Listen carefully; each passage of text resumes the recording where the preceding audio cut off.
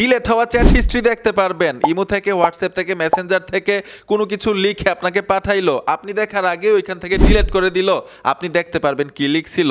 আপনি অনেকদিন যাবত চ্যাটিং করতেছেন ইমোতে, মেসেঞ্জারে, হোয়াটসঅ্যাপে, ওই চ্যাট হিস্ট্রি ওইখান থেকে ডিলেট করে দিচ্ছে, আপনার এইখানে থাকবে। ভাই সেটিংসটা করে রাখেন মোবাইলে। মজার বিষয় হচ্ছে থার্ড পার্টি কোনো অ্যাপ্লিকেশন ছাড়াই হবে। ফোন থেকে সেটিংস অপশনে চলে আসবেন, আসার পর একটু নিচে চলে আসবেন, এইখানে দেখুন নোটিফিকেশন লিখে আছে, প্রত্যেকটা মোবাইলেই থাকে। এই অপশনটাতে ট্যাপ দিবেন, এইখানে দেখুন অ্যাডভান্স সেটিংস, এখানে টাচ করতে হবে। ট্যাপ দেওয়ার সাথে সাথেই নোটিফিকেশন হিস্ট্রি লিখে আছে। যদি এরকমভাবে খুঁজে না পান, প্রত্যেকটা মোবাইল তো আর আমার মতো না, আপনারটা ভিন্ন কোম্পানি হতে পারে, সেটিংসের সার্চ বক্সে গিয়ে নোটিফিকেশন হিস্ট্রি লিখবেন, শুধু এই সেটিংসটা খুঁজে বের করবেন, নোটিফিকেশন হিস্ট্রিতে চলে আসবেন, এইখান থেকে অন করে দিবেন। এখন থেকে ইমো থেকে আসুক, মেসেঞ্জার থেকে আসুক, হোয়াটসঅ্যাপ থেকে আসুক, যেই এসএমএস করবে এই লেখাটা এখানে চলে আসবে।